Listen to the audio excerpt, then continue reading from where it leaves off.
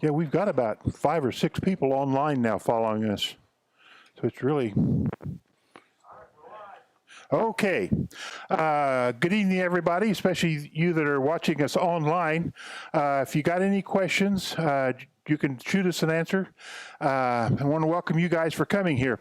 Tonight, we're going to be going over really the part of the course that I think is the most interesting. It's really the heart and soul of amateur radio operating, and that is just how you actually operate when you get on the air. And that's what we're going to be going through tonight, all the various techniques, various styles of getting on the air. We're talking about nets, emergency communications, and that line. So we'll get started right into it. First of all, we'll be talking about the contact basics. We're going to show you guys how you actually make contact on the air. Typical telephone conversation. If you pick up your telephone, hi, you identify who's participating in the phone call. This is so-and-so, usually some guy trying to sell you automobile insurance. Exchange your information, you know, it's a nice day, all that kind of stuff. Have a nice day, see you later on. And then you hang up the phone. Amateur radio is basically the same identical thing. We have the greetings, we identify who we're calling, we use call signs to identify each other. We exchange all the information that we do.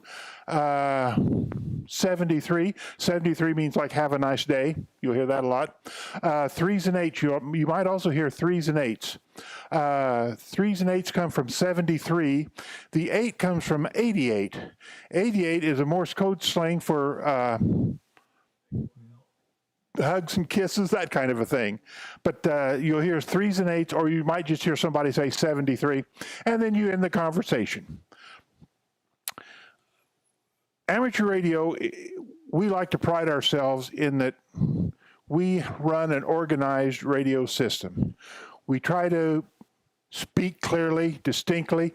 This is a big problem. We'll be going over speaking clearly and distinctly in a little bit when we start talking about the phonetic alphabet. One thing to remember is you can't see the other person talking. So you kind of got to be aware that you might say something. If you offend them, they're offended, right? But you got to remember, you don't know who you're really talking to. You're just talking to a voice. You use the phonetics when needed. The phonetic alphabet. We use the standard international phonetic alphabet. We don't use public safety phonetic alphabet. Public safety, the cops, fire department, A Adam, B boy. We have A alpha. B beta, that kind of stuff. We use just a slightly different term, but they're interchangeable. Everyone's aware of them, that the first letter of that word is the letter you're trying to talk about. Another thing about phonetics that you might want to be aware of is even though you're using phonetics, even though you're using a word to tell this other person what letter you're talking about, you got to be careful. One of them that we run into a lot, especially in contesting, especially when guys are a little bit tired, the word S is Sierra, right? Sierra for S, makes sense. However, if you're tired and wore out, you'll hear somebody say, this is Sierra, Sierra, and you'll write down C, Sierra, Sierra, instead of writing down SS. So you do kind of got to be on your toes, especially when the fact that you're dealing with people overseas when they have their accent. Most of the people you guys will be talking to can speak ham radio English. You know, you can't really get into an in-depth conversation with them about this and that and everything, but they know stuff like types of antennas you'll be using, power, and that kind of stuff. Another one is India. My call sign, WI9B, Whiskey India 9 Bravo. I usually say Whiskey Italy 9 Bravo because I've run into situations where I've said Whiskey India 9 Bravo. They copy it as WN9B, India is where that comes from. So you do have to be a little bit careful. The only other thing in the phonetic alphabet you should be aware of is Z, Zulu. In the United States, we usually say Z. Our ham radio call sign, K9UXZ. We could say K9UX Zulu, but we say Z. It just breaks it up a little bit different than saying Zulu, because Zulu is the time zone. Zulu, when you're over in Greenwich, England, that's the start of the day over there in Greenwich, England. There's Zulu time. Here in Illinois, we're Sierra. For instance, right now it would be 1905 Sierra. That would let everyone know that we're talking about this time zone. You go further west, it's R. You go further east, it's T. But every time zone has got a different letter of the alphabet. We happen to have S, Sierra, for our time zone, just to let you know. This is something really big here. All communications are public. Anything you say on the air can be listened to by anybody. In fact, they can even record you without your permission. We are using public airwaves, so they can record what you say. So you should choose your topics accordingly. Radio manners. Now, you got your license. You guys will be authorized to operate on 10 meters. And when the sunspot cycles really start heating up, 10 meters will get really, really exciting. 28.3 to 28.5, I think it is for technicians. But let's say you want to operate at 28.4 megahertz for any reason. You put it there. You should listen there for just a little bit to see if anyone else is using that 28.4. And you listen for a little bit because you have to understand that when you're on 28.4 and you're getting ready to transmit, there may be a guy in Louisiana talking to a guy in Maine. You can't hear the guy from Louisiana, but you might hear the guy from Maine talking back to him just because of propagation. So you listen for a little bit to make sure that if there is somebody talking, you can hear one or both sides of the conversation. If it is clear, you're authorized to use it. The basic way to do this, by the way, is you just get on the air, you go to like 28.4, and you say something like, is this frequency in use? WI9B. Is this frequency in use? WI9B.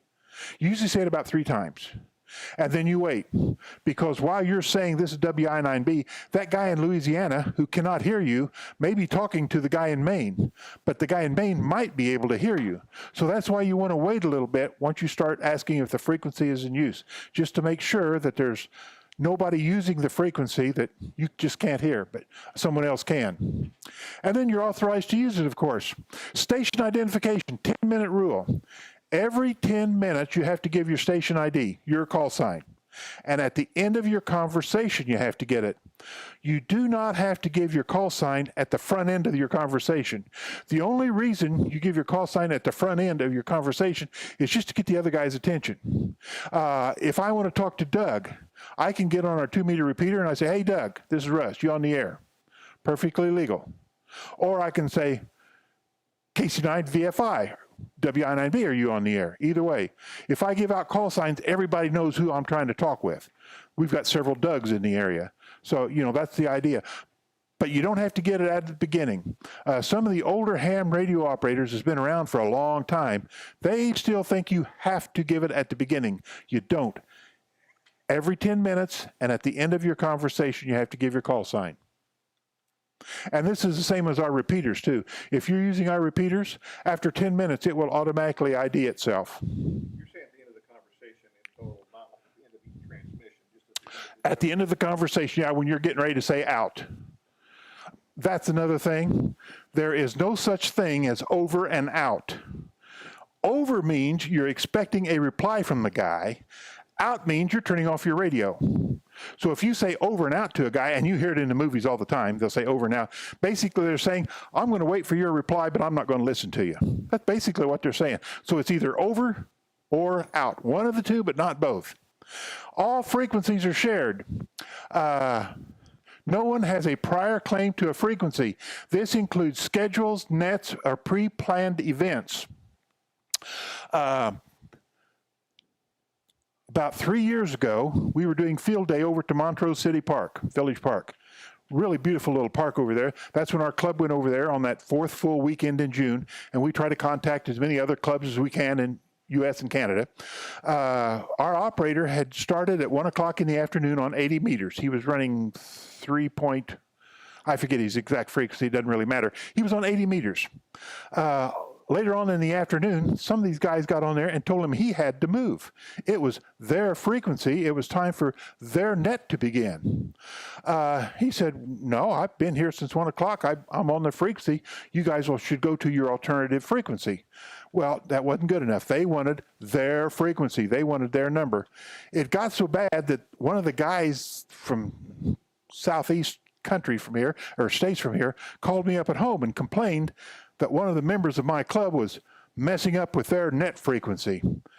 I politely told him, he said, hey, listen, you know, if he was there first, according to the net rules, you should go to your secondary frequency and start operating, but they didn't listen to that. You'll run into some really strange people on the air that they think they own a frequency. You do not own a frequency. So anyway, if you're on that frequency, that is your frequency. You don't own it, but you get all rights to it, and no one can kick you off of it.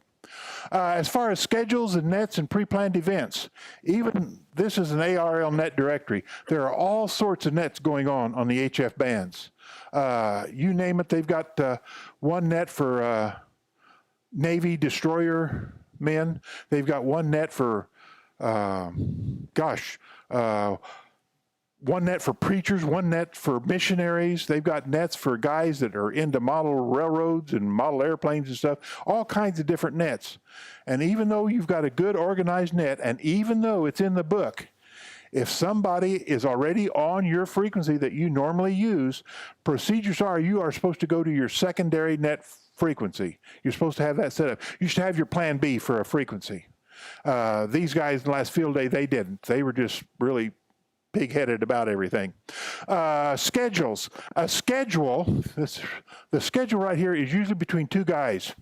You have a friend that's maybe in an Air Force base in Thule, Greenland, and every day at the same time, you two guys get together and talk. That's a schedule. You're scheduling the same guy about all the time. Pre-planned events. A pre-planned event is like if there's a special doings going on in your county or in your city. We had the Vietnam Veterans Moving Wall here in town several years ago. We put up a special event station just for that. A couple of us ham radio operators who happened to be Vietnam veterans, we manned the radios, and people talked to us from all over. Yeah, it was like quite some time ago. Just lost it. There we go. I think we got it again. There we are. Nets and pre-planned events. Okay, and it says be flexible, always have your plan B. If you have a schedule with a friend, if you are getting into a net or if you run the net, you know, always have a secondary frequency to go to. The net, we have a net here in town every Wednesday night at 7 o'clock on the 2-meter repeater. So when you guys get your license, Wednesday night we all get together. Ben is net control back here, and he is the one that controls our net. He'll go through and ask for any check-ins. I'll give my call sign. Byron will give his. You know, Doug will give his call signs, and he keeps track, and then he goes back down the list. WI9B, do you have anything for the net tonight? Stuff like that goes on a net. And you won't. Now, in our area, we could kind of have one. We could go to the UHF repeater, but not everybody's got a UHF radio. But yeah, other than that, it would we would have to just go direct, do a simplex frequency. Yeah, it's amazing. We can have 2 check-ins. Sometimes we'll have 8 or 9 check-ins. It just varies on the day and the night. Signal reports, radio matters. I'll come back to signal reports in just a little bit. But you talk about power levels. You avoid excess power. You use the least amount of power to get the job done. If you can talk to somebody on 50 watts, there's no need to run 100 watts or 1,500 watts are maximum allowable. You always use the least amount of power, and that is keeping noise out of the air, and you're not interrupting other people. The QTH, the grid locators, floating around here, there's 2 sheets of paper that's got grids on them. Okay, ARL divided up the United States into grid patterns, and a lot of people now, they're trying to see how many grid pattern people they can get. So it's a good idea to know your grid pattern. I live over by Shumway. I am in Echo Mike 59, Quebec Echo is my grid number. Basically, the northern half of Effingham County all the way up to almost Champaign is Echo Mike 59, and below us is 58, Echo Mike 58. But there's other letter combinations. But you can get on, do a Google search and just type in ham radio grid squares. And it will come up with a thing where you go to this place. You can go to the ARRL website and type in your town or your zip code, and it will automatically tell you what your grid square is. Because you may be asked for that sometime on HF and or VHF too. Someone might be looking for this particular grid square. Now, the signal reports is the RFT. These two, the signal report is an RFT report. The R stands for readability, 1 to 5. 5 means you've got a good, clear voice. The signal is just coming in loud and clear, nice and clear. Strength is 1 to 9. With 9 being the perfect signal coming into your station. Now, if you're running CW, you'll also have the T for the tone. For CW is 1 to 9 on the tone. You got a nice CW tone. If it's warbling around a little bit, they might tell you your tone is only maybe a 5 or something. The vast majority of the times, though, it will be just a simple 5-9 or a 5-8, for instance. Say, what's my signal? Well, this particular guy, 5-8. In other words, his audio sounds really good, and his signal strength is right up there to S9. That's a good signal report, as opposed to he might be a 5-3, which means you're really down in the grass. He's having a hard time listening to you. He can hear you okay, but it's just you're so weak. But basically, it's always a contest, and you're working a foreign station that's in a contest or under a pileup.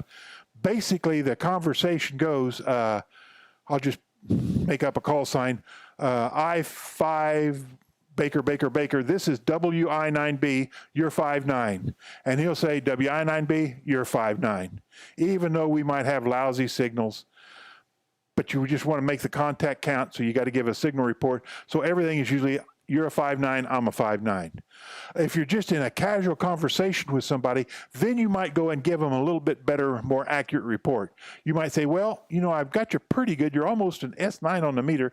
I'll give you a signal strength of an 8 or maybe a 7, a 5-8, 5-7, something like that. Advice and assistance. When people get on the air and they ask for a radio check or a radio report, you try to give them a good, honest one. An honest one. You can tell the guy, well, maybe you're splattering a little bit. Maybe you ought to turn your mic gain down a little bit. Or no, your signal is not very good at all. Or maybe your signal is going up and down. It's wavering around. You want to give them a good, honest report. Because you have to understand, in CBs, you know, everyone's always asking for a radio check, which really is meaningless because there's nothing they can do about it. You guys, since you're building your own antennas and since you're operating your own radios, then a radio check actually has some really true meaning for you. Ham radio is self-regulated. We take care of our own. We are extremely lucky in this area. A couple years ago, we had a guy getting on a repeater, making lewd and nasty comments about one of our members. We were trying to find him, but you know, he remained anonymous. You can be anonymous behind a microphone. But we do self-regulate. If we know that you're doing something that you shouldn't be doing, probably somebody from the club might come and talk to you. We do it on a very friendly basis. We're not cops, you know, like that. But we say, hey, you know, I had some guys complaining that you've been operating out of band on the extra class section. You really should stay, in your technician class or in your general class. So we do about this, we do our own self-regulating. ARRL has these things called official observers. They're redoing it right now, but they are guys that will actually, they don't like talking as much as they like listening.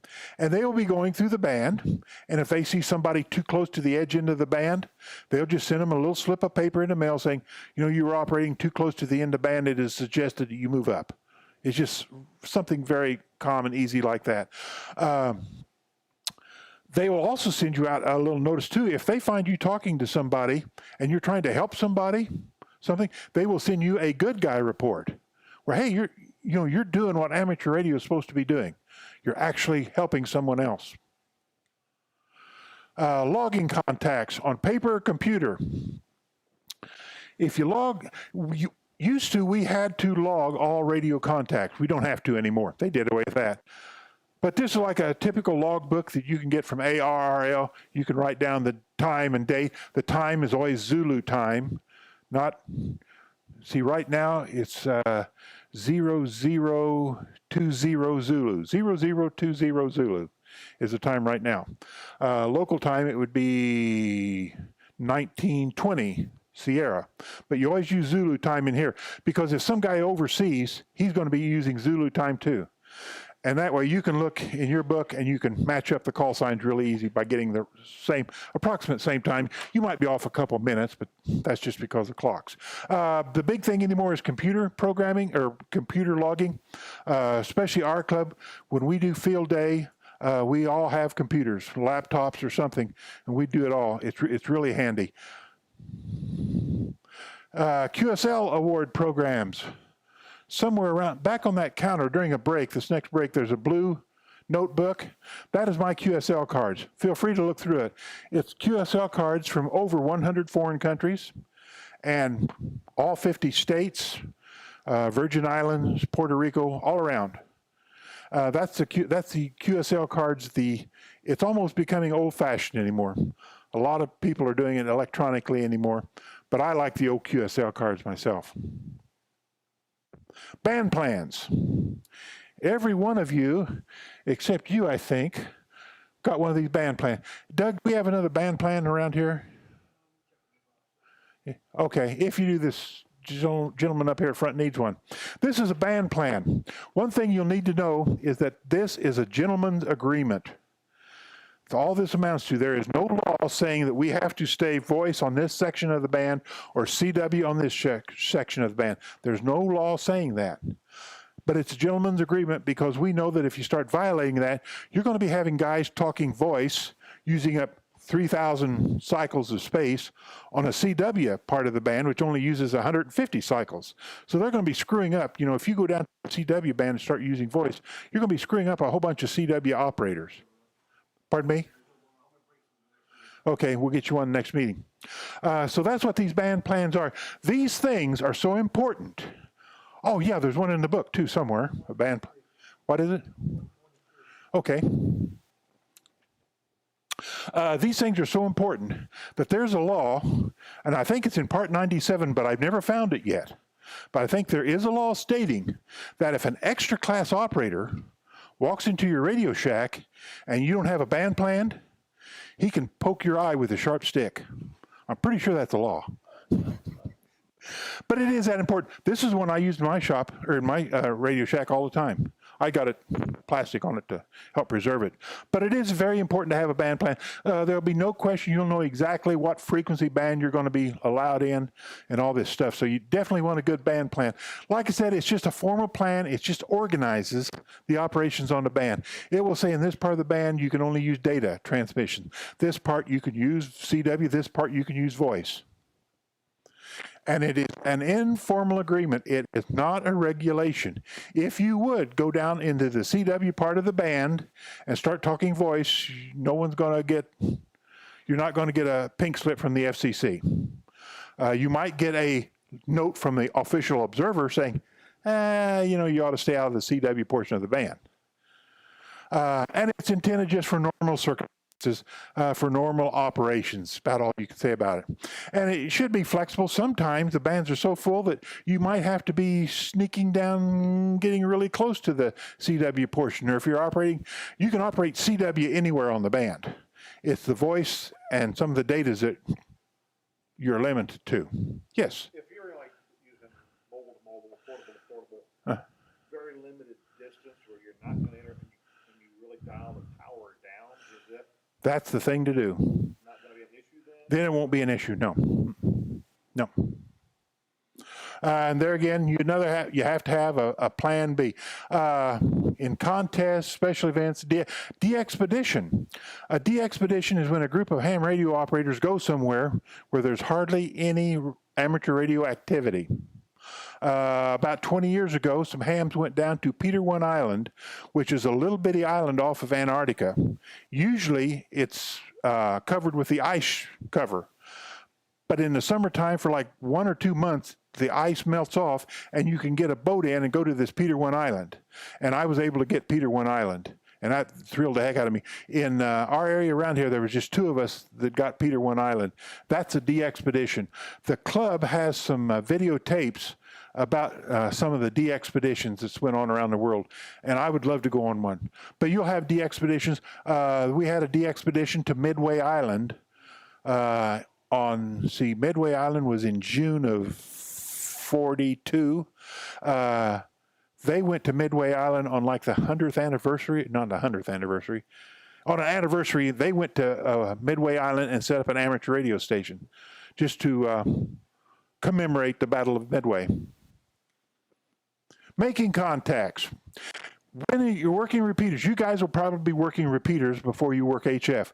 I say this because you get to use a lot of the VHF, UHF frequencies, but on HF, the ones where you can talk around the world on, you only get to operate on 10 meters. And like I said, right now, low sunspots, 10 meters isn't really that active.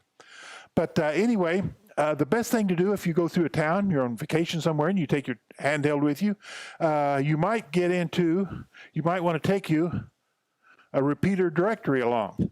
This has got all the repeaters in the United States and Canada in it. You can also get these things online, but they're really handy. But anyway, if you're in, let's just say Pennsylvania, in Carrolltown, Pennsylvania, 147.08, there's a repeater there. You put that into your radio. You listen for a while just to see how the guys are talking, just to get used to it. See how they operate, and then you announce your presence, and you just say your call sign. You key up the repeater and say WI9B. You might say something like WI9B monitoring. You might say WI9, this is your call, my call, but you'll be saying your calls. You might be saying WI9B mobile, something like that. Oh, I checked today. You guys are definitely going to be getting KD9P and then 2 letters beyond the P's. So all you guys will be KD9Ps with 2 letters. Anyway, you just announce your call. When somebody answers you, you always say their call sign. If Doug would call me on the air, I would say, KC9VFI, this is WI9B, go ahead. That way, everybody that happens to be listening knows that Doug and I are starting a conversation going. So that's why you just say his call sign followed by your own. Repeaters are often used by clubs as a regional intercom. We do that here. The National Trail Amateur Radio Club, K9UXZ, that's our club call sign. We have the 2-meter repeater. It's up on top of the hospital. We also have the UHF repeater on top of Effingham Equity. And that's what we use it for. We use it we do our nets on it. We know that all the club members are monitoring one or both of these repeaters. So it's really nice to have. If you start your own ham radio club somewhere, if you have 4 or more people in your club, you can have your own club call sign. So that's something to know. Repeater signal reports. Full quieting. Full quieting means you've got a perfect signal. They can hear you. There's no static. It's just pure you coming out of that speaker. Full quieting. Scratchy. If someone tells you you're scratchy, it does mean there's a little bit of static in with your voice. You're a little bit weak on the signal maybe, and it is getting a little bit scratchy. And then there's a flutter. picket fencing, if you will. That usually happens when you're mobile.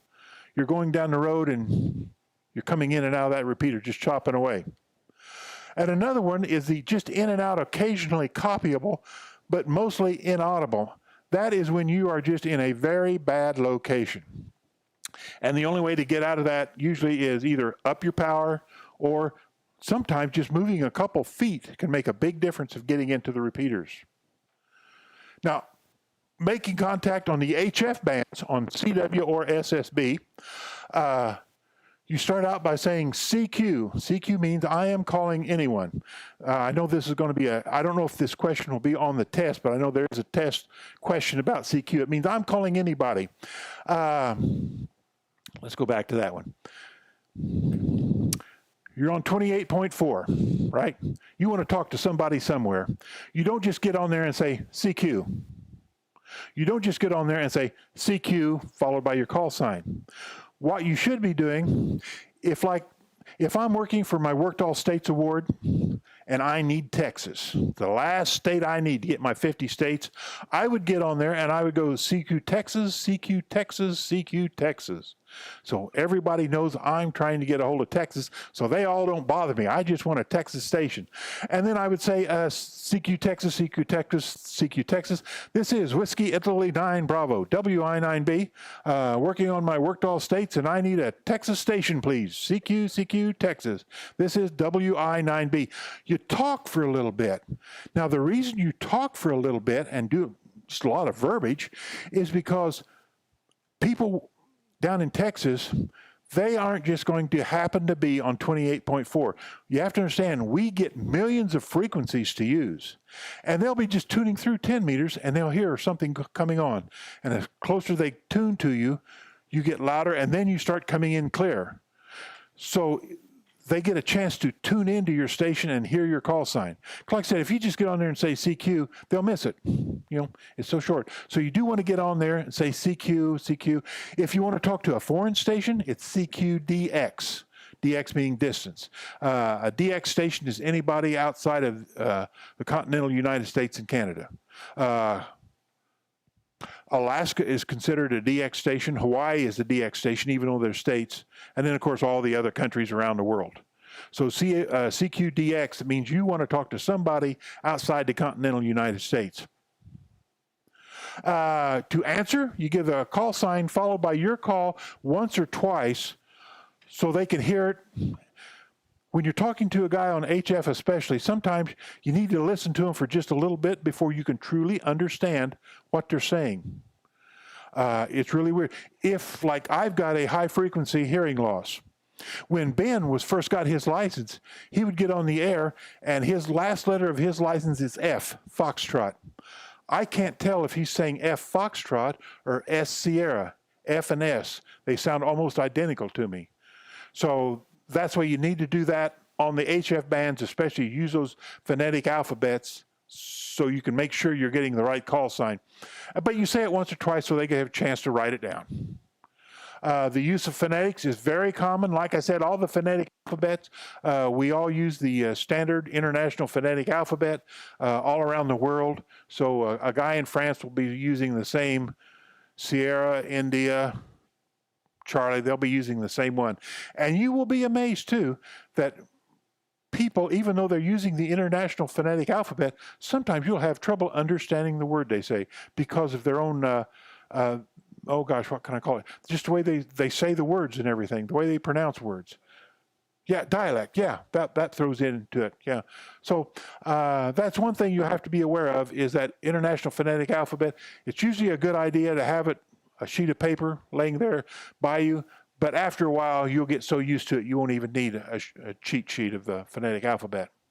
Making contacts, you definitely have to take turns. You take turns in the nets. Like our 2-meter repeater net, when Ben's running it, he lists in everybody that checks in, he goes to the top of the list, and he goes down in order. Now, if somebody that's in the net that's later down wants to talk to someone in the upper net, he has to go to Ben to get permission to talk to this guy. The net control controls the net. He's the guy that keeps the order. Round tables. A round table is when just a bunch of guys are talking about something. You might be in a group of volunteer firefighters, right? And you guys are just shooting a bull about it, you know. There's no really net control. That's when it really comes in as taking your turns. You got to listen just a second before you start transmitting so you don't transmit on top of each other. Shared contacts. A shared contact is when two people are talking to the same singular station. You might have a guy in Indiana and a guy in Oklahoma talking to the same guy down in Texas.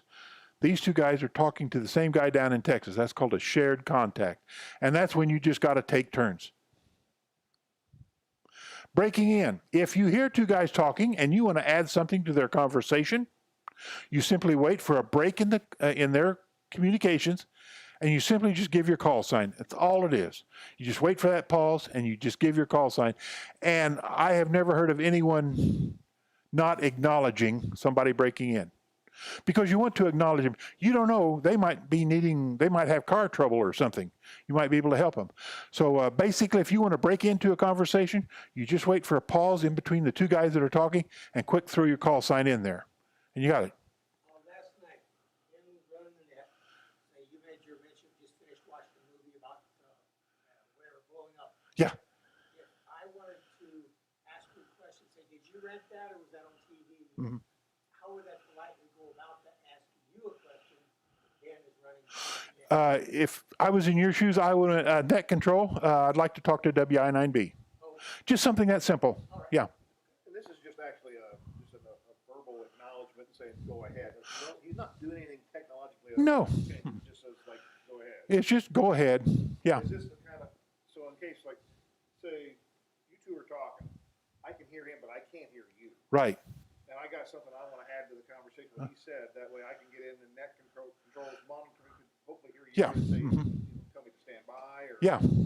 And if you couldn't hear me, the net control would probably relay the information for you. You know, they can do that too. So, yeah, it's just a good organized way of radio communications, just so you all don't start talking on top of each other. In FM communications and repeaters, there's something called a capture effect. And what it is, a FM radio receiver, what? A capture effect. It's for FM. An FM receiver, if there's several FM stations coming in on the same frequency, a good FM receiver will pick the strongest station and you won't hear the other two. And that's why you kind of, give your call and everything else to make sure. But yeah, if two of you is talking at the same time, usually whoever is listening will just hear the strongest station. Simplex FM, that is strictly just walkie-talkie to walkie-talkie, okay? You're on the same frequency, transmitting and receiving, just like CB channels.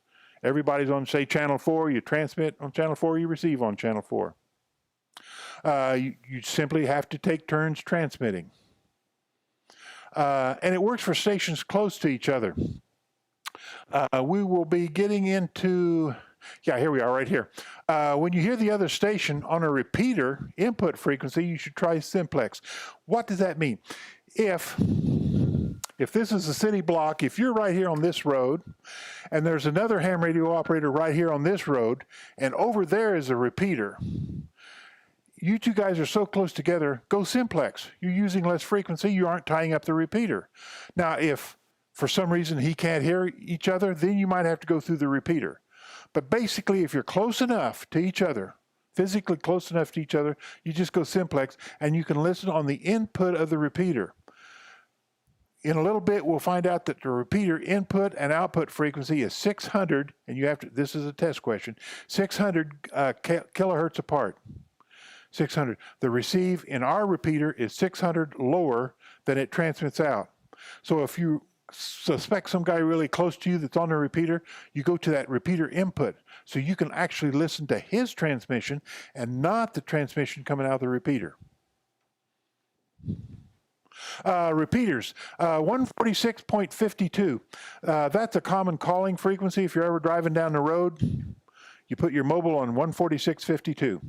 If you see somebody else with a ham radio plate on their license, on their car, you you might call out on 14652. You might give out his call sign, give your call sign. If he happens to have his radio on, you've got conversations to help you travel down the road. It's 14652 on 2 meters. On 440 or 70 centimeters, it's 446 megahertz. 446 megahertz. I know this is an important frequency to know. I'm not certain, but it's a good idea just to know this one anyway. Sure. 14652 is on 2 meters. And if you got a 440 radio in your a UHF radio in your car, you can tune it to 446.0 hertz.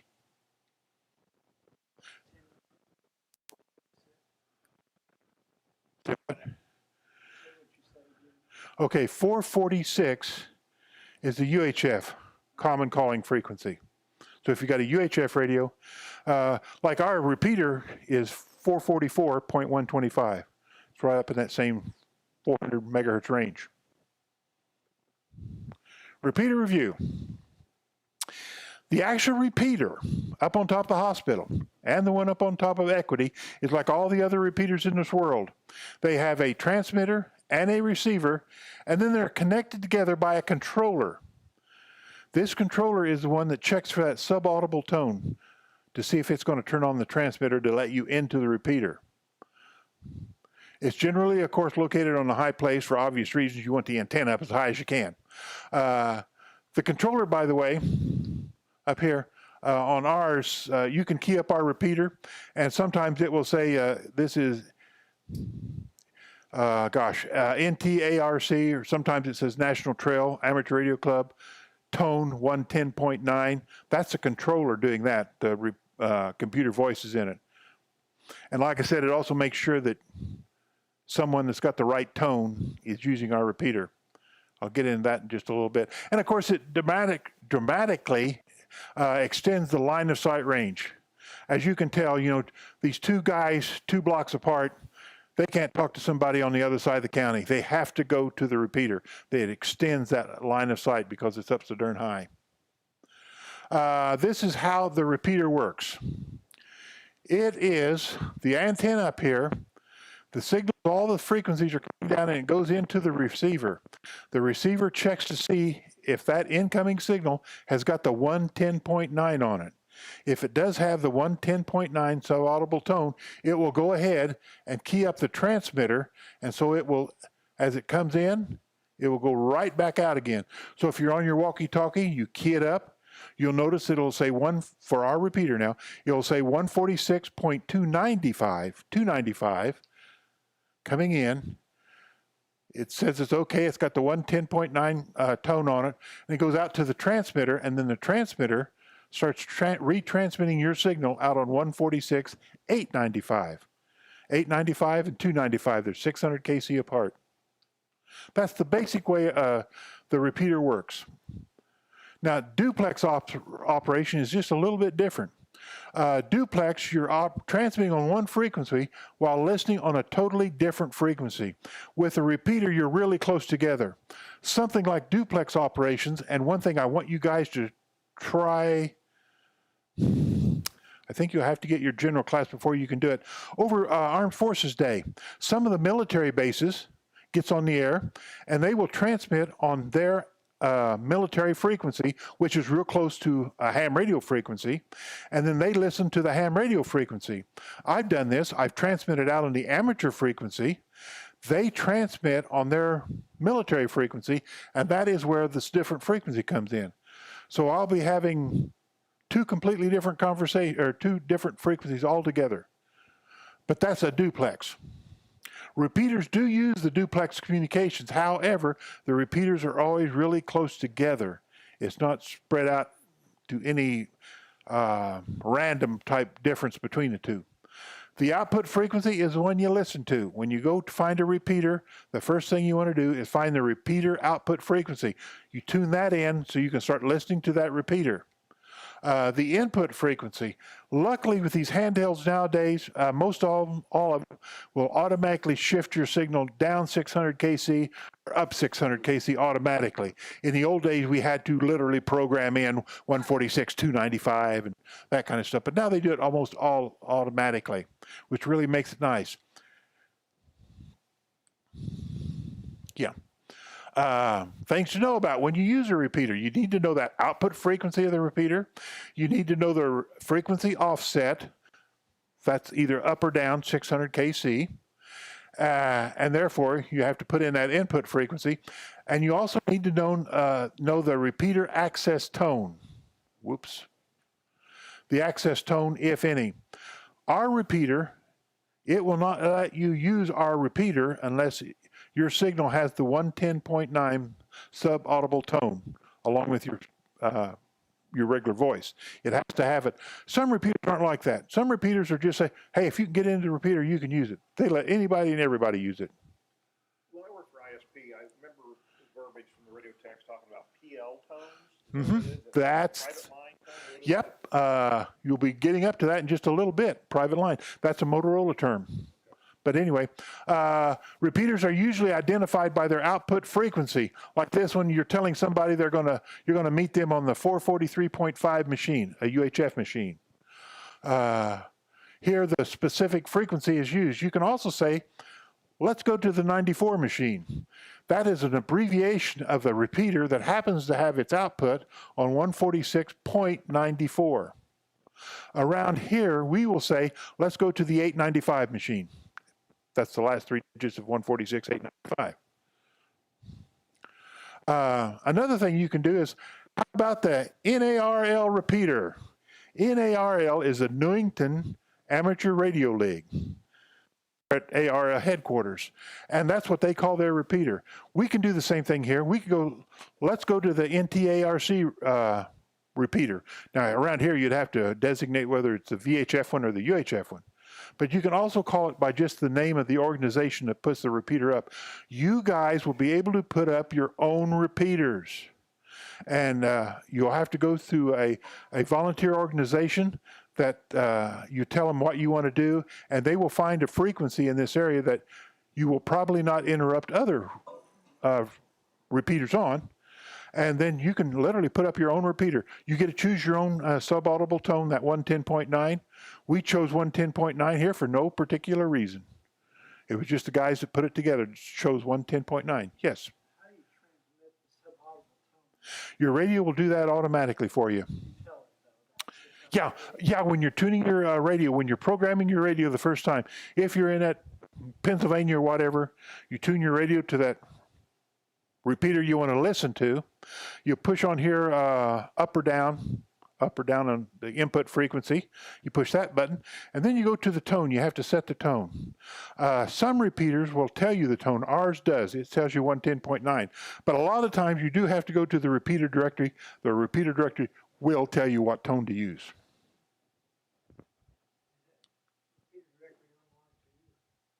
Yeah. Oh yeah, there's all sorts of resources online. It's amazing. Here, the repeater, like that example they just gave, the repeater is referenced by the sponsoring name club, the Newington Amateur Radio League. The offset frequencies. These are the standard offset frequencies. There's only two you got to know for certain. That is the 2-meter one, plus or minus 600 kc, and the 440 one, which is plus or minus 5 megahertz. So make sure you know that the UHF one, the 440 machine, or the 70 centimeter, whatever you want to call it, is a plus or minus 5 megs up and down. There's the plus and minus. It depends on the plan. If your repeater is up at the high end of the VHF band, it will automatically make you go down in frequency because it doesn't want to send you up and out of it. So if you're on the high end of the band, it's always a minus frequency. If your repeater's on the low end of the VHF band, then it'll make you go up. So it keeps you inside your band. Other bands have different standardized amounts of offsets. You can find that online, or if you keep these books here, you can get it there. But the two that you guys will mainly be using, I think realistically 98% of the time, maybe 99% of the time, will be 2 meters or the 70 centimeter 440 band. Now here we come to the tones. It presents from accessing multiple repeaters at once. In eastern Kentucky, there is a repeater on our repeater frequency, or we share the frequency. It's not our repeater frequency. We share repeaters. If the tropospheric conditions are just right, if sporadic E is doing its thing, you can hear that repeater in eastern Indiana really, really good. Signal report, well, with FM, you're supposed to say full quieting or scratchy. It would be just above scratchy to full quieting. It comes in really strong. It's got a different tone than ours does. And what this would be is if it had the same tone, I might key up trying to get into our repeater. I would also be keying up possibly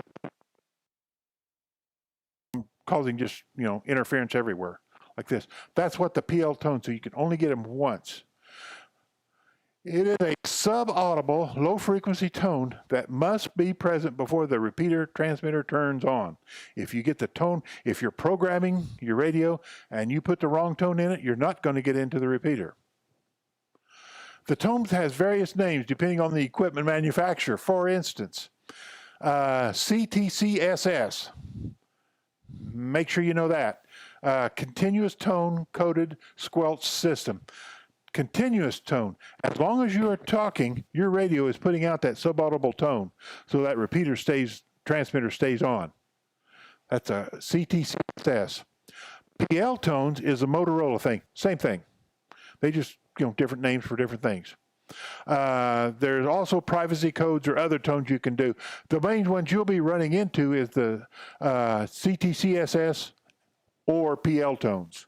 That's what the vast majority of the repeaters use, of the FM repeaters. Now, if you get into digital repeaters where you're hooking like computers to computers together through the various repeater networks, then they will use the digital coded squelch.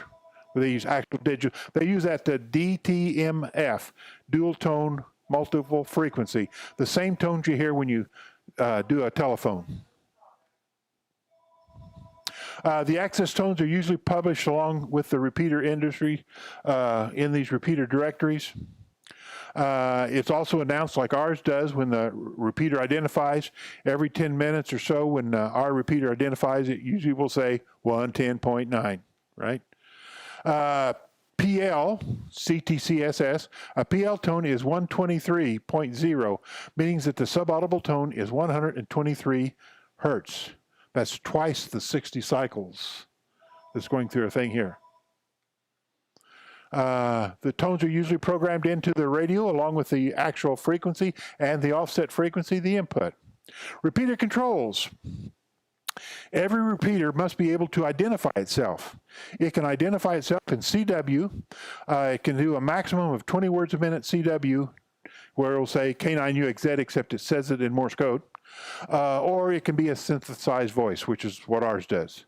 In fact, ours does a little bit of both. Usually if the 10 minutes is up, sometimes our repeater will send its ID out in Morse code at a slightly lower level than the guy's talking on it. So the guy, if you're talking on the radio, the repeater could be identifying itself in CW and you wouldn't notice it, but the guy you're talking to could. He would hear that CW in the background. It's the same ID requirements you have. Every 10 minutes or at the end of the conversation, it'll ID. Timeout protection. It protects against bucket mouths. We had a guy, when Fetters was here in town, there was a ham radio operator. He loved radios. He got off work at about 3:55 every day, and he lived over in Toledo. Toledo is 20 miles from here, 30 miles, however it is. He would talk from the parking lot in Neoga till he got home in Toledo. It was almost hilarious. All the guys around here knew, well, we might as well turn off our radios. We are going to get on the air for a while. And he was very good about it, though. I mean, he would talk to people and everything, but it was amazing how he could find that much time and stuff to talk about. Usually it's 3 minutes. The courtesy beeps and tone signals time out the reset. Basically, what it'll be is it will literally just turn off when you're talking for maybe more than 3 minutes steady, it will just turn off the repeater. And then when the repeater kicks itself back on, you'll hear the tones letting you know that the repeater's back in service, so to speak. Auto patch systems for phone calls. Some repeaters are literally hooked up to the telephone, to the hardwired landline telephones, where you could get on your walkie-talkie, key up that repeater, punch in your telephone number, and you could talk to your wife and ask her what you're supposed to bring home for supper, right? One big drawback is someone has to pay for that telephone line. The telephone company just don't let you use their system easy. She has to also have a ham license? No. Nope, because she's talking on the telephone. Yeah. And the repeater, since it's licensed, it's okay for it to do it. Yeah. But that is a big problem with using the auto patches. Somebody's got to pay the phone bill every month. Common problems you run into. Off frequency causes audio distortions. A lot of these displays on the front, when you go to our repeater, you'll say 146.89, there's a little bitty 5 up in the corner. It might have a little bitty 0. Now, why they don't make it the same size as the others, I don't know, but they don't. And so a lot of times if you're programming it in, you don't see that little bitty 5. You might be programming in a 0, which means you're slightly off frequency. You can still get into the repeater, but it will cause distortion. And you will sometimes hear people saying, I think you're off frequency a little bit. That's the first thing you want to do is check your transmit frequency. Make sure it's right.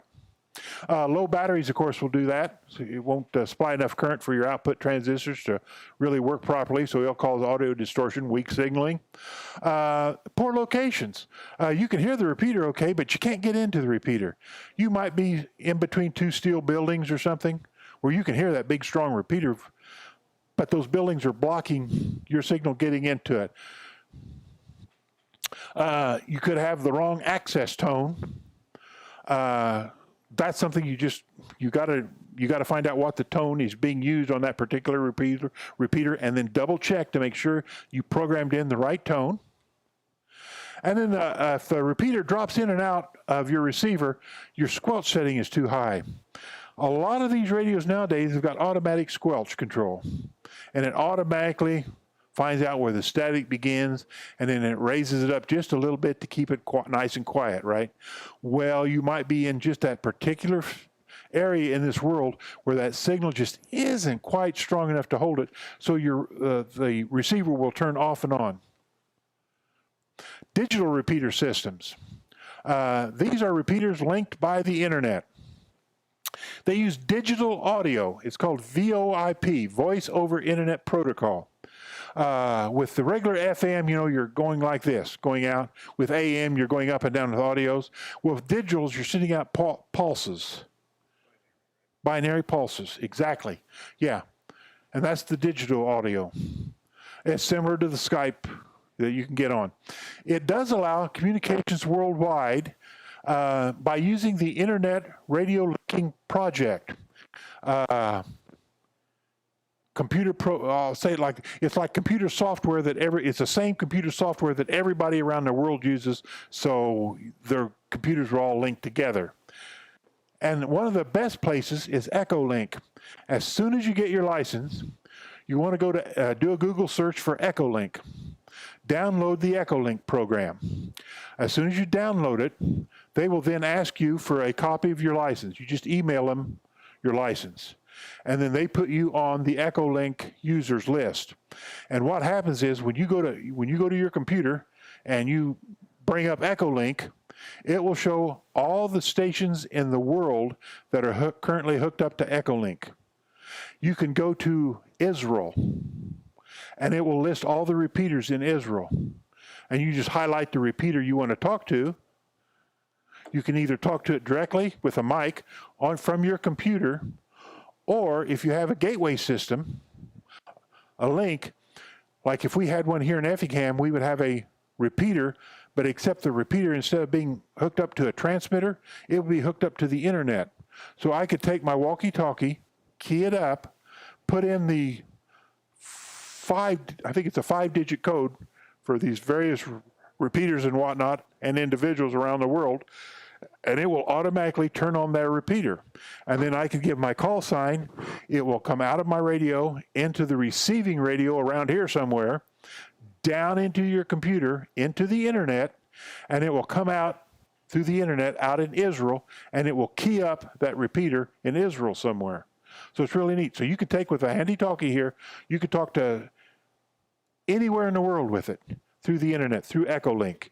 It's really cool to see. If you click on United States of America, it has all the 9 areas of our call signs. And if you go to region 9, you'll see everybody in our region here that's on Echolink. You'll see your own call sign on there. And if your call sign is on there, you should be ready because somebody might be calling you from anywhere in the world. So it's really cool. Is that kind of cheating as far as getting your contacts? I mean, yeah. That way? Yeah. There's another thing going around. It's really getting popular called FT8. And FT8 is basically one computer talking to another computer. No microphones really involved at all. And a lot of guys are doing that now. It's really weak for weak signal contacts. With 40 watts, you can talk to a lot of places around the world.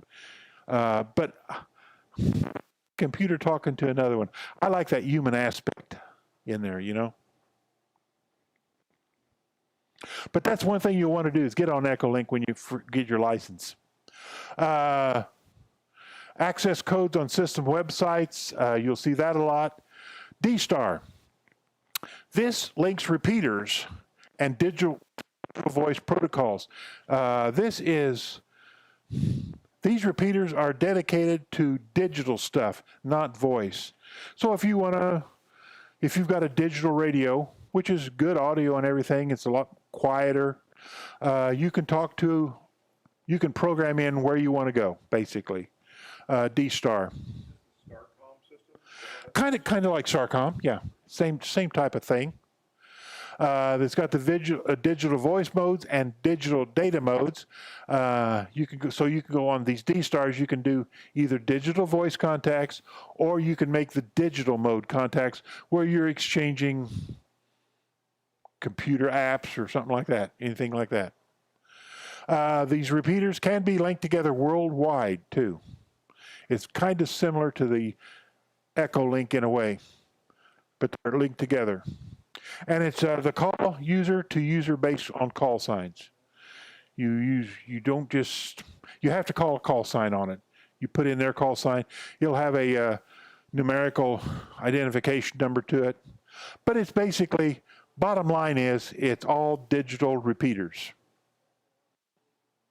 Currently, it's an ICOM system, but they do say that Yaesu and Kenwood is also building digital systems that will work alongside with it. So right now with D-Star, and do you know of any other radios besides ICOM that's doing D-Star? I know Yaesu's.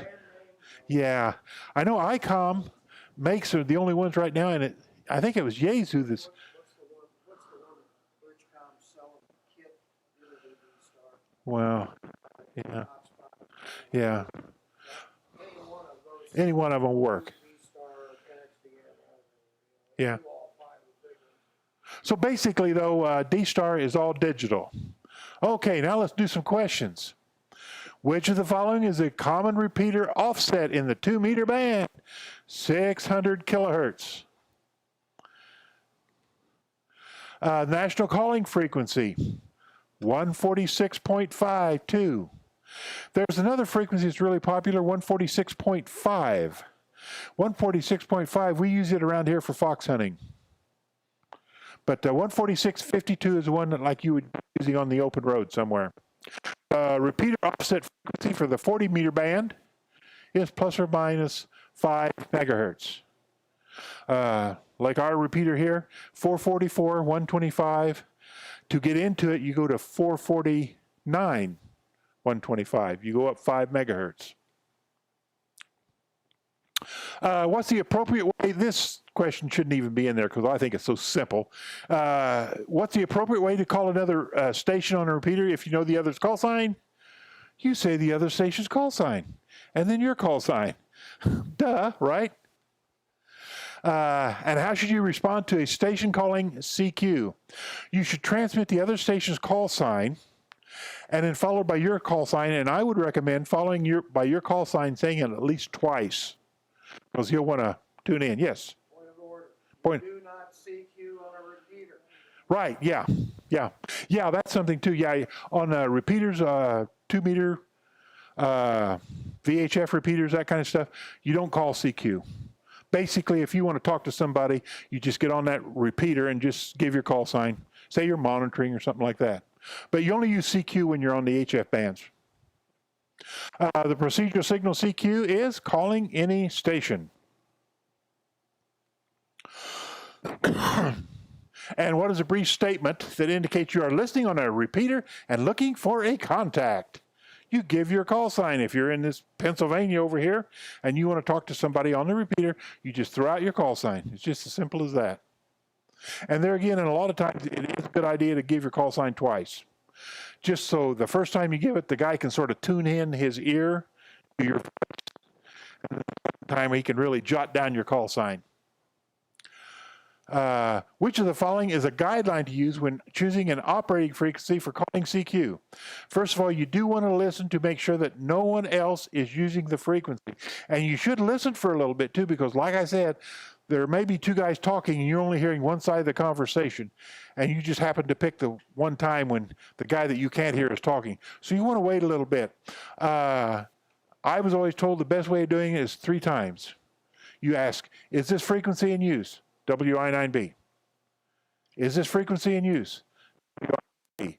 Is this frequency in use? WI9B. If you don't hear anyone coming back to you, then you can go ahead and use the frequency.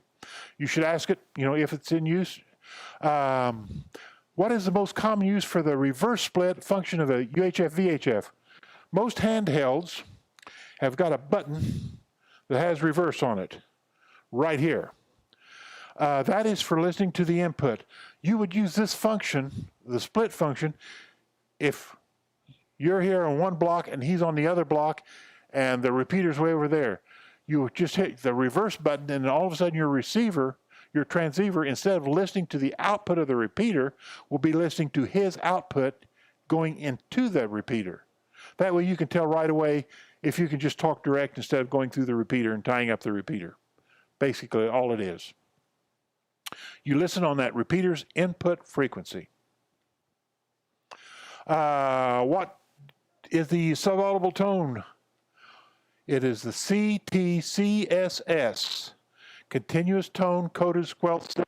And like I said, that tone is a continuous tone. As long as you're keyed up, your radio is putting out that subaudible tone along with your voice, and that's what's keeping the repeater turned on. Which of the following could be a reason why you're unable to get into a repeater whose output you can hear? Okay, the first thing you want to do is make sure you got your transmitter offset right. You're on the right frequency to get into the repeater. You got to make sure that it's got the right CTCSS or PL tone. Make sure you got the right tone. And you might want to check too, that repeater you're getting into, it might require a digital tone, a DTEMF. Q signals. Q signal, you're receiving interference from another station. QRM. There's another one similar to that called QRN. QRM is man-made interference. You can remember it that way. Somebody's really close to you covering you up. The other one, QRN, is stuff like natural static in the air, lightning bursts and stuff like that. But QRM is the one that I think you need to know for the test.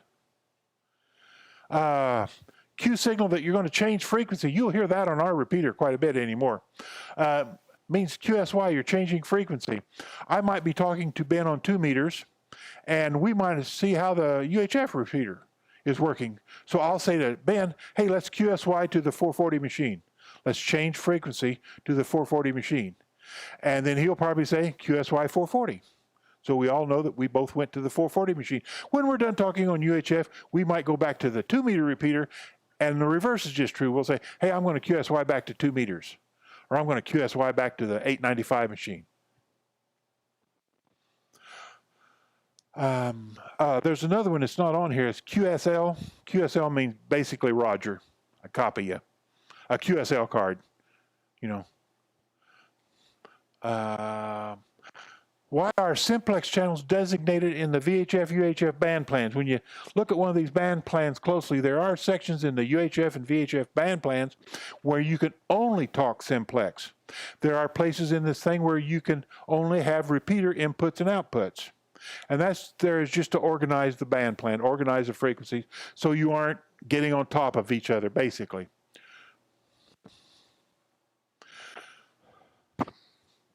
Oh, what should you do to make sure their unusual words are received correctly? You should spell the words using the standard phonetic alphabet. And like I said, you will find out when you're talking to foreign stations, sometimes you will have problems understanding which phonetic word they're trying to say. It can be challenging at times, to say the least. Standard phonetic alphabet. What is meant by the repeater offset? That, of course, is the repeater, the difference between the transmit frequency and the receive frequency, right? That's the offset. VHF, 600 kilohertz. UHF, 5 megahertz. You got to report that your signal, audio signal, is coming through distorted or unintelligible. You could be slightly off frequency, which has been known to happen low, and you could just be in just a bad location. Simple as easy. With the batteries, everyone always says if you buy a handheld, the first thing you buy for a handheld is another set of batteries. First thing you want to buy, because you have charging one while you're using the other one. The second thing you might want to buy would be a magnetic antenna and replace that stupid rubber duck antenna. You know, air-cooled dummy load. And then you might be in the bad location. The grid locators. That is a letter number designator designed to a geographic location. You've seen that in the books and that paper going around. This is basically used for people that are hunting squares, grid squares. It's just something you can do. After you worked all 50 states, then you might want to start working all counties in the United States. Effingham County, Coles County, Clark County, Robinson, not Robinson, but Lawrence County, that kind of stuff. There's awards for the county hunters, in fact, is what they're called, the organization. And then there's now the grid hunters too, where you can get all the different grids. How is access to some of the IRLP nodes accomplished? Through the DTMF signals. Instead of subaudible tones, instead of the CTCSS or PL tones, now you're using the dual tone multiple frequency signals. And how do you get a list of these nodes that use it? Well, you can subscribe to an online service. You can get it local repeater in these directories. That's about the only place you can really get a list of the actual nodes. Now, if you're really into these nodes, you'll get your friends, and they will be telling you the different stuff too, just on the air. But if you don't know any at all, then you'll have to get a book to find them. Oh, and what must be done before you can use Echolink system to communicate using a repeater, and I strongly recommend Echolink. You must register your call sign and provide proof of license. And basically, when you download Echolink, there'll be a place on there where you want to, they want you to get back to them and tell them what your call sign is. And you do have to show proof, by the way. You can't just say, I do have a call sign of WI9B. You have to send them like a copy of your license or something like that. And you can't just say, well, on the FCC website. No, they aren't going to go to all that trouble to look up your call sign. You are expected to do just that little bit of work of sending them a copy of your license. VoIP is a method of delivering voice communications over the internet using digital techniques. So when you do use Echolink, if you use it, you'll be using this. And what is the Internet Linking Project? It is a technique to connect all these different radio systems together, but using the repeater or using the internet to connect them as opposed to just going out over the airways. Let's take a short break. Hour and 15 minutes. Okay. We'll do about a 5-minute break where you guys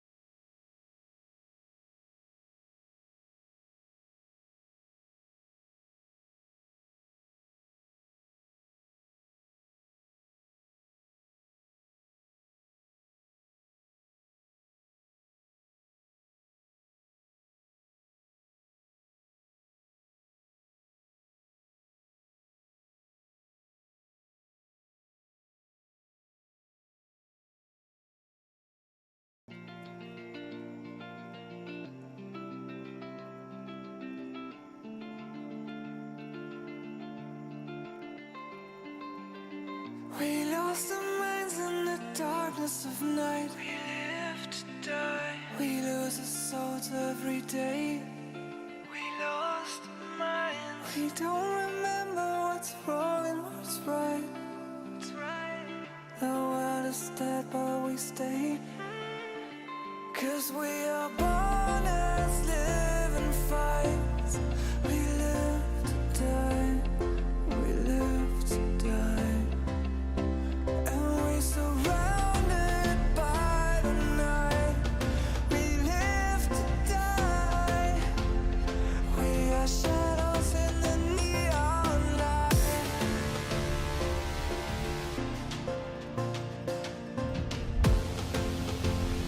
We are shadows in the neon light.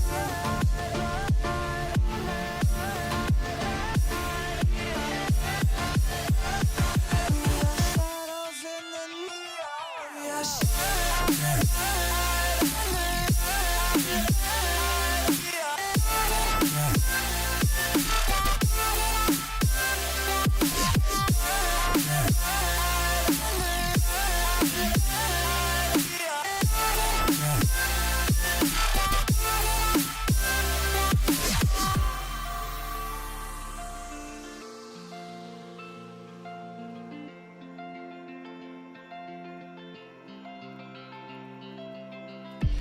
We are just shadows. It's supposed to be that we die. It doesn't matter if there is no light anymore, no light anymore. 'Cause we are born as living fights. We live to die. We live to die. And we surrounded by the night. We live to die. We are shadows in the neon light.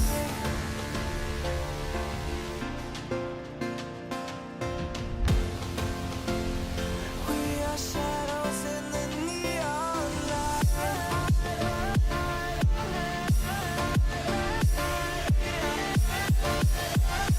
We are shadows in the neon.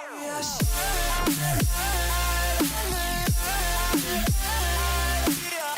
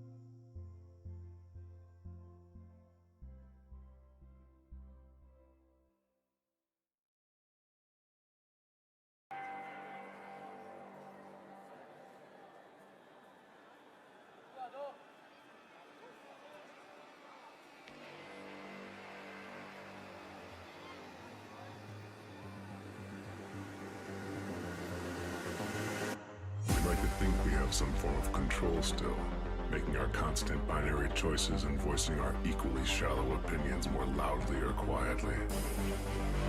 Most people can't even decide what color to wear or which burger to eat. What does it matter, man? Autonomy is an illusion.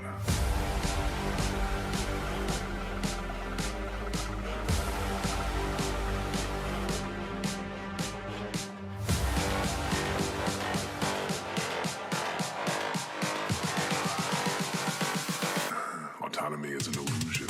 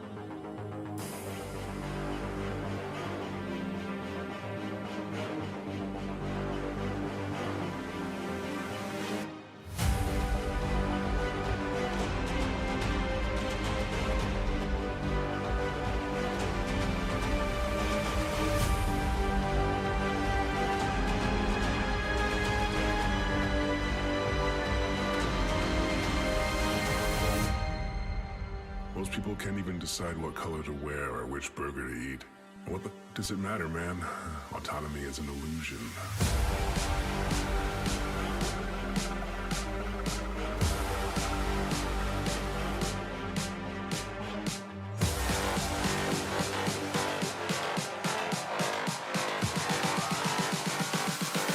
Autonomy is an illusion.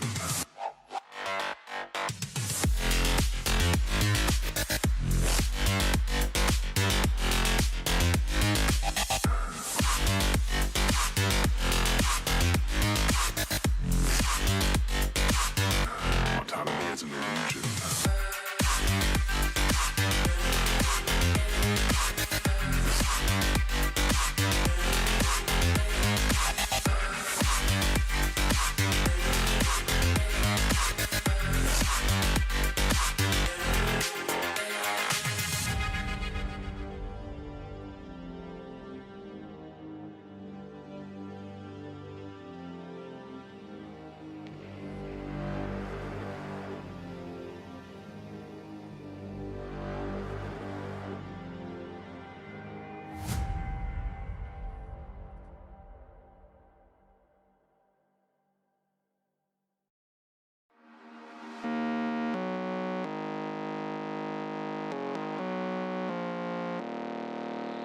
Now you know why I had to go. I had to go. I still love you. I hope you know. I hope you know. Can't deny the truth. We were never meant to be. Sorry I had to leave. Oh,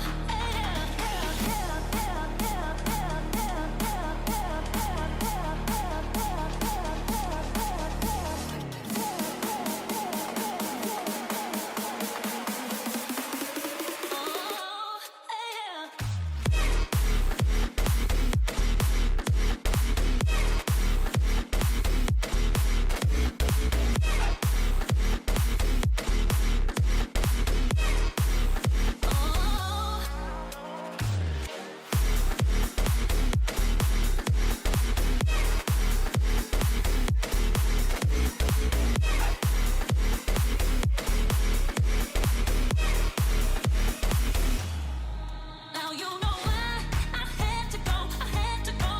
I still love you. I hope you know. I hope you know. Can't deny the truth. We were never meant to be. Sorry I had to leave. Oh, yeah.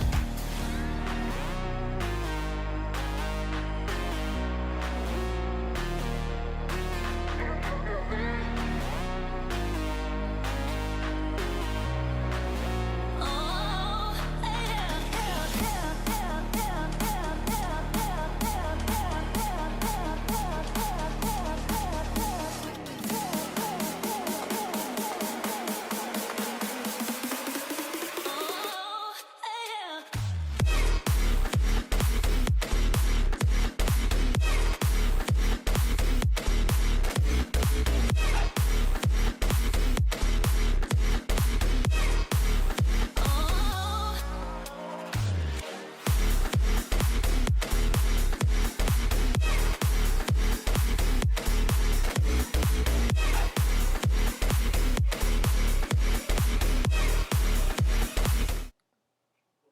Chapter 6, Emergency Communications Special Modes and Techniques.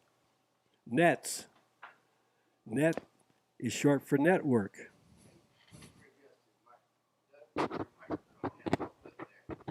How's that now? Is that better?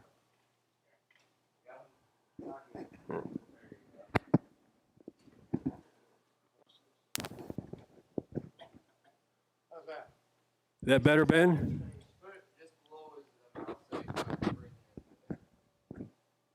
How's that? Is that? Okay. NET is short for network. Evolved over the years to share and exchange information in an organized and efficient way. Social nets, traffic nets, emergency public service nets. Traffic nets. Traffic refers to formal messages that are relayed by amateur radio. A lot of times you'll see some of these nets on different frequencies of traffic net. They like weather and traffic information, various things like that. ham. That is like the old telegrams from years ago. A special procedure for that. That's in your book when you see how those radiograms operate. That's something you want to remember. National Traffic System, NTS. Procedures, accountability, emergency and public service nets. Public service nets, training for emergency nets. That's like ARIS and the other ones. When you get your license, you want to get involved with ARIS. You want to make sure that you get involved and help out with ARIS here. Training for ham operators as well as emergency groups and managers supported by amateur radio. Hey Doug, if you pause for just a second. All right. What's showing on the screen?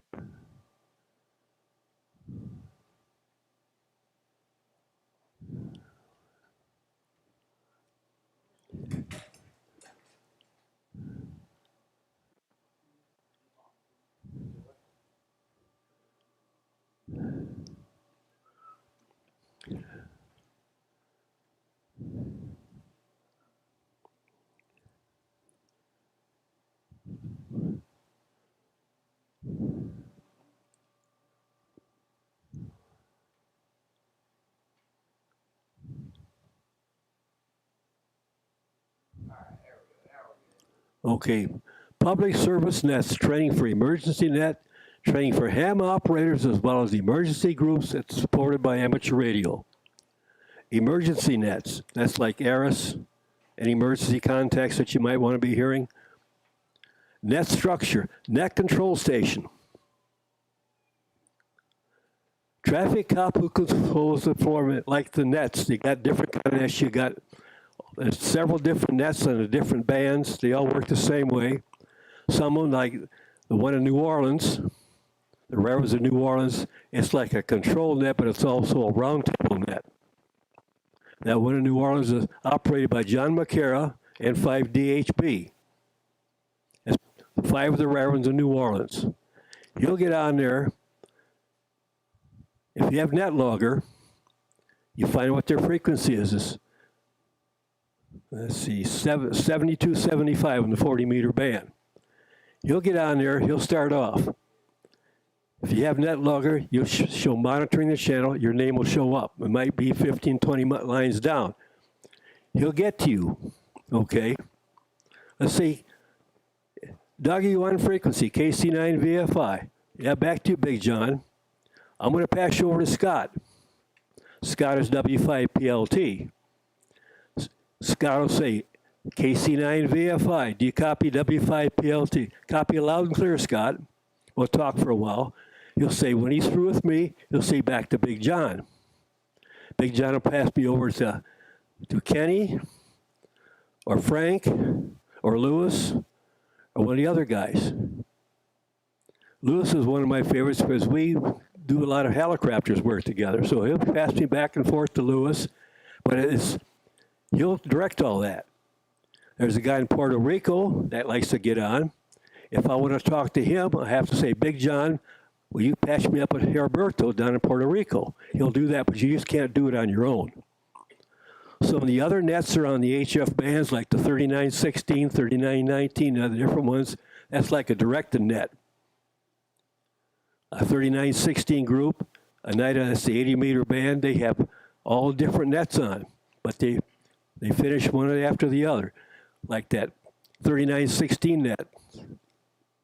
They have what they call a trivia net. That's operated by Pete, KG5GGY over in Texas.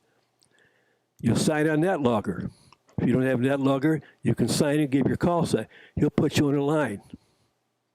You'll go down that line. All right.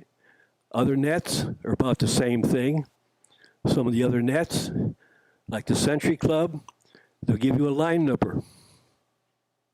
You call in, all right, line number 19, KC9 VFI, Douglas in Illinois. They'll say it twice, you'll see it come up on the screen. The way that works, that is a controlled net. Let's say line number 2 is a guy out in Montana, which is a 7-call area. He wants to get somebody in the 9-call area. Okay, I'm gonna go down my line number. You'll say, I copy you 33, which is not a good signal, or 55. I'll go back to him. I say, I copy you at 55, 55, 55. You'll see I copy you 33. That's one good contact. So back to net control. But the way they work, let's say my line number 19. My line number comes up. It's your turn to make a contact. I can do one of two things. I can pick a line number, or I can say I'm up for grabs. Up for grabs means anybody that wants to talk to me. They can do it either two ways, but you have to take your turn. You just can't jump in here and say contact.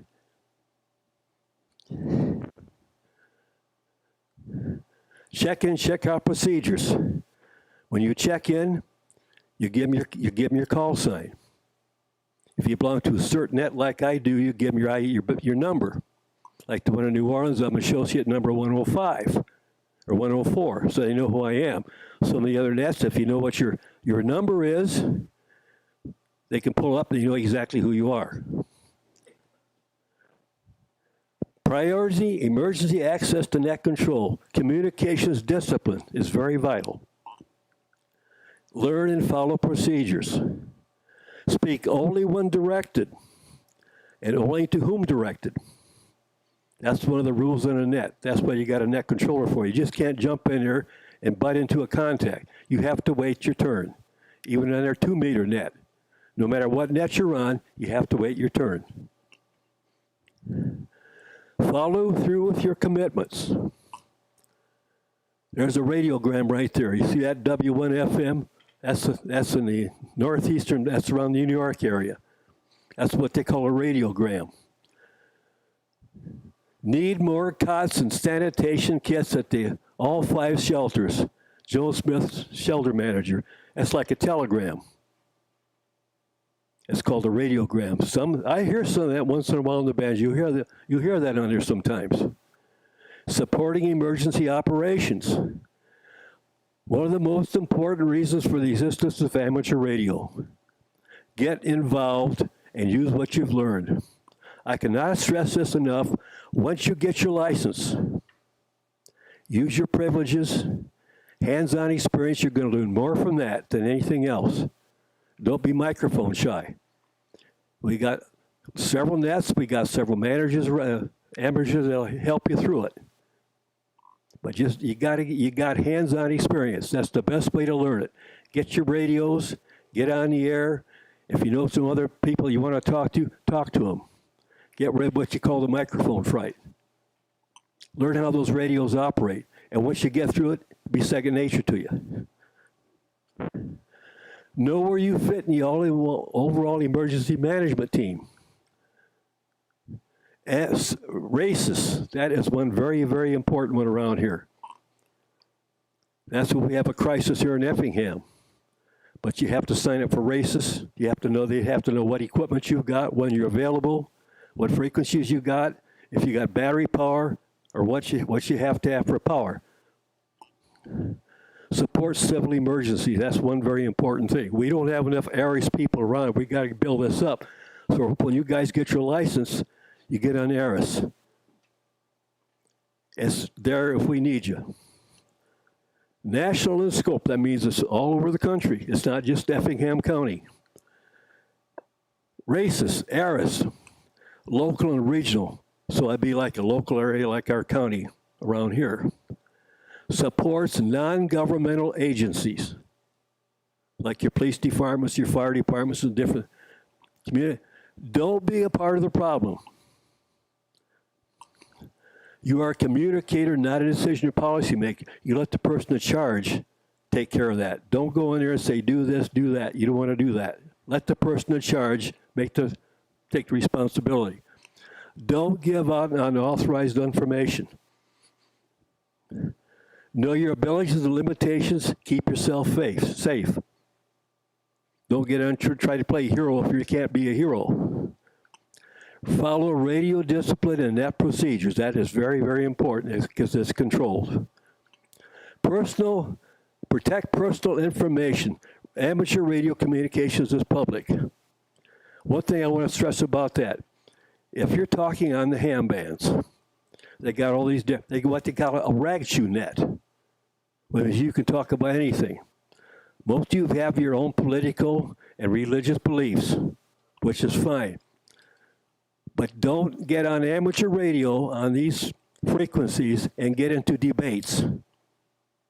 That ties up the frequencies. A lot of people aren't going to disagree. They're not going to agree with you, and it takes up time. And other amateurs want to get on those bands and talk, so don't tie it up with all those debates. That's not a smart thing. Like I say, a lot of people aren't going to agree with you, and you don't want to tie up the spectrum with the debates like this they're wasting on TV. Emergency declarations. FCC may declare a state of communications. All right, they can tell you you cannot operate at a certain time. You're going to have to operate in certain bands. The FCC controls this, whether we like it or not. Details of conditions and rules to be followed. Specific communications to website and ARL bulletins, NTS, and on the air. Avoid operating on restricted frequencies and engage in relief efforts. That's very specific. Making and answering distress calls. Rule number 1, speak in plain language. Speak in plain language so they can understand what you're saying. Mayday voice, SOS is Morse code. Identify. Have to identify yourself and your call sign. Give location. If you got a telephone or something's got a GPS, that's helpful to them. State the situation. Officer down, fire emergency, medical emergency. They have to know while you're on the radio, what you're talking to them. Describe assistance required. Person down. We need a stretcher to get this person out. Officer down. We need assistance. Provide other important information. Location, address, color of the house, description of the person, all that helps so they can get a fix on it. Tactical communications, tactical identifiers, facilitate communications. Location or specific or function specific, that's, you need to know all that to make those contacts.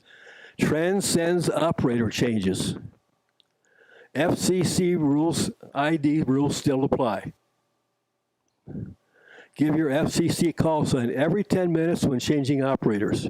There are some of the nets, like the 3919 friendly group, and every 10 minutes, the net controller will say it's time for ID. So everybody's on there, you give your ID. When that's through, you go back to net. Not everybody does it, but that particular frequency does that. Emergency equipment, Go kits, portable amateur radio equipment. You take your handset, you can put it to a 12-volt battery, belt clip, a little wire antenna, a little microphone, that's good to go. Emergency power sources, batteries, your car, generator in your house. Survival equipment and supplies. Training. If you're going to participate in emergency things, get the proper training. Actively participate in all training and drill activities. ARES will help you get through that if you get signed up with ARES. Nets. Public service activities, which we can use in case of a crisis, like with weather spotting. We can get on there in the nets and do that. Attend community meetings and get involved in your community. That's something we can't stress, especially for weather spotting if we have an emergency. You guys, with your handsets, we could deploy you anywhere with your yeah. If I can interrupt. Go ahead. April 1st, out at the county GLC, the National Weather Service will be doing their weather spotting class. It's at 6:30, April 1st, and we highly recommend, encourage ham radio operators to go to it. Yeah. Take emergency communications courses. I think ARES can help us with that, can't they, Russ? ARES can help us with that emergency, yeah. And ARL's also got a couple online courses. Okay. FEMA, Federal Emergency Management, operates an NIMS and other topics. May be required for your participation. Can I, Yeah. as a retired emergency manager, go back a slide a second. All right. Okay, FEMA courses. If you want to operate in a disaster relief function, you have to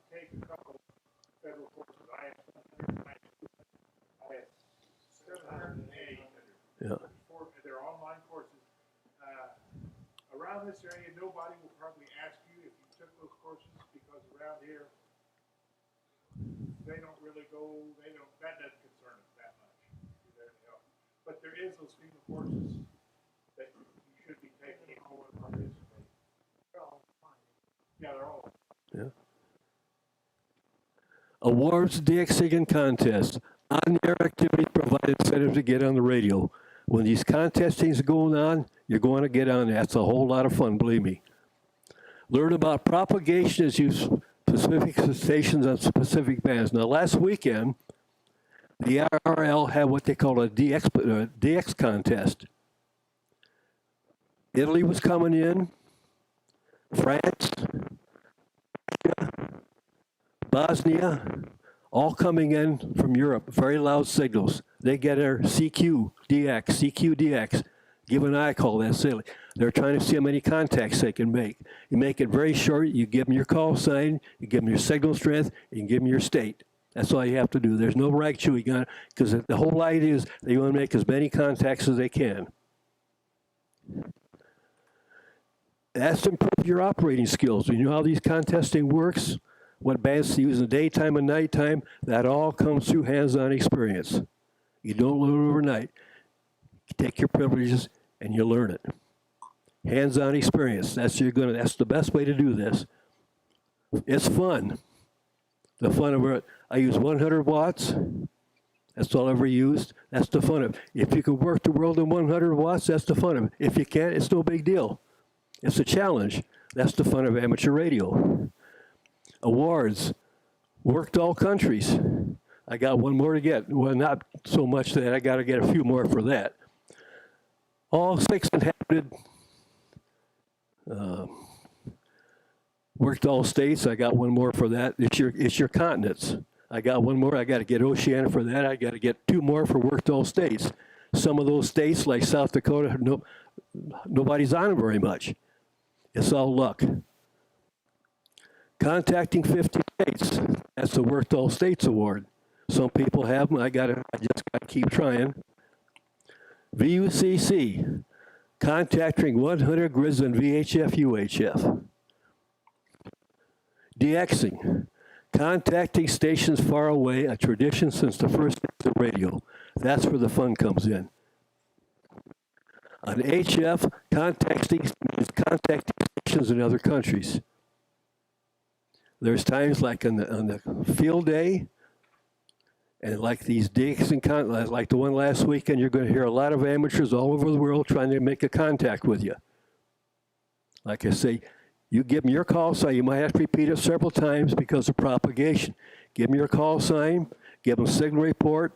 They'll confirm it. Okay, thanks for the QSL. Let them make another contact.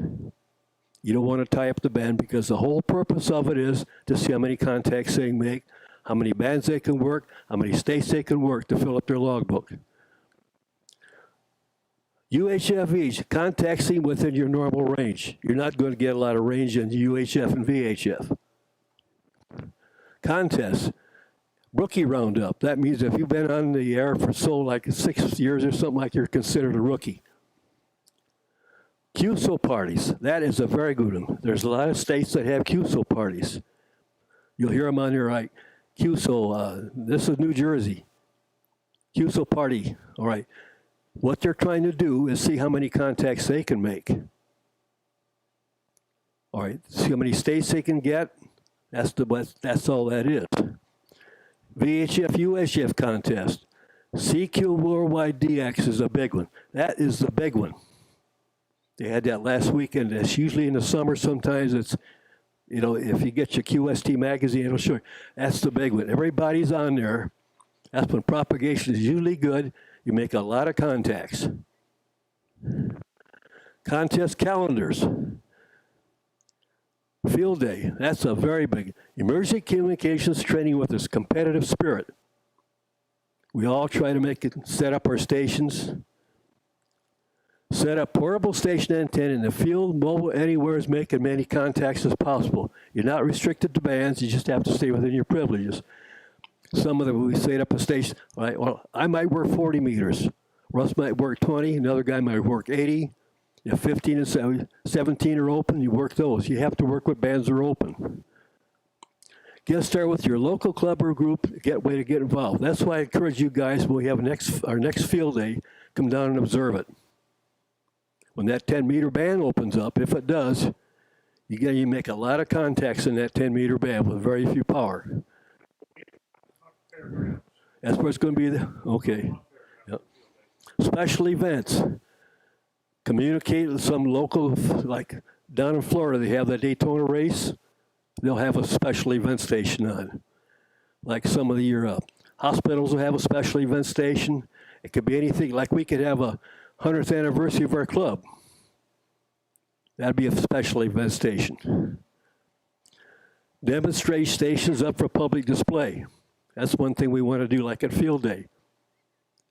We can show them how these operate. We can set up, like they have this old timer sing in Effingham. We can set up a station here and let the public see how we operate.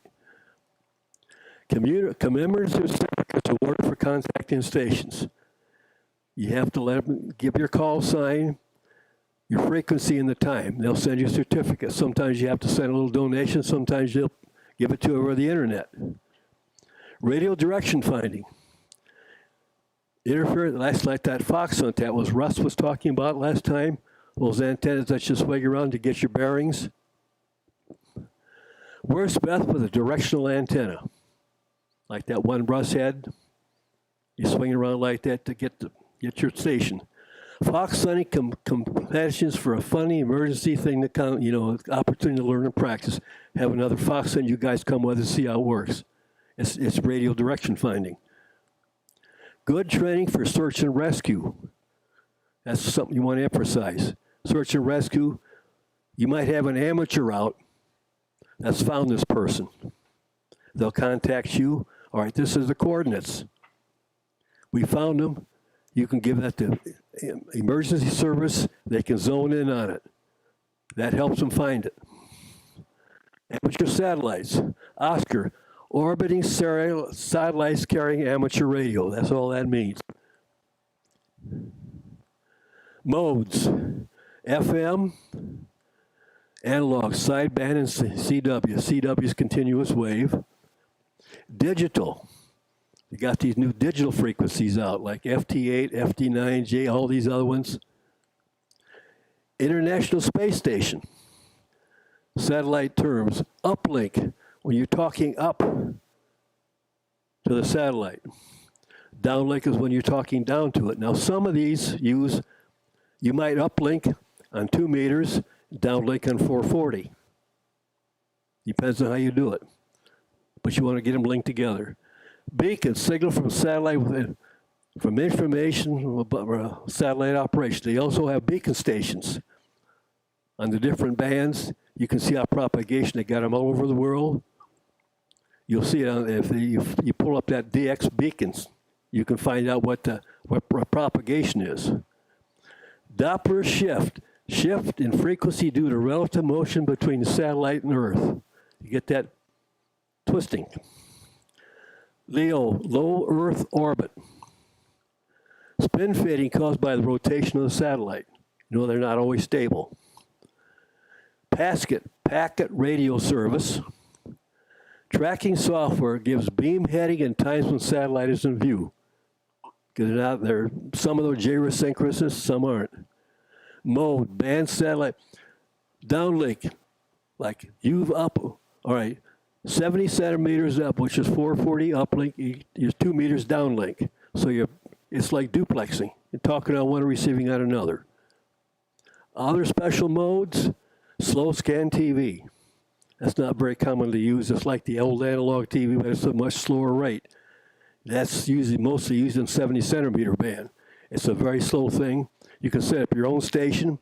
Somebody's got the equipment on the other end. They can, just like I'm talking right now, they'll be able to hear me and see me.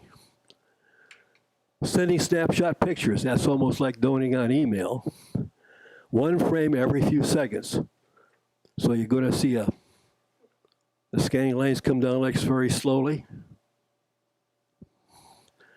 Amateur TV, ATV, that's really what all that is. similar to commercial TV imagery, except it's a lot slower. Using analog TV format, NTSC, other special modes, radio control, telecommand. That's like when you're talking to these different satellites into the orbit, your space stations that come up on your 50 megahertz band. I guess that's the end of it. Oh, what definition of a beacon? That might be in your book. T1A06.